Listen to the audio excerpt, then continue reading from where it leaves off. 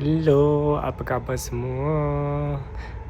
Kali ni kita nak share-share dengan semua macam mana rupa bandar metropolitan Dubai di awal pagi.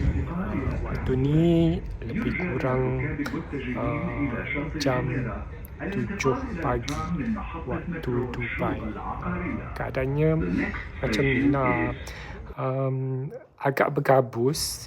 Kalau kita tengok daripada sini, tak nampak sangat kan yang jauh-jauh tu. Sebab dia agak bergabus masa ni.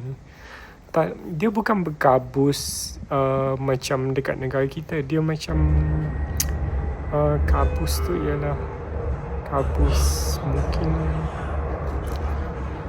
kabus pasir kot. Macam tu.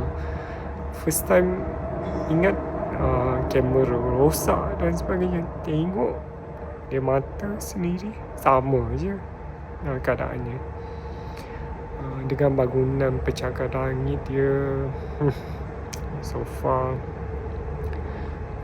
dekat bandar metropolitan Dubai ni memang gah dengan bangunan-bangunan yang tinggi lah.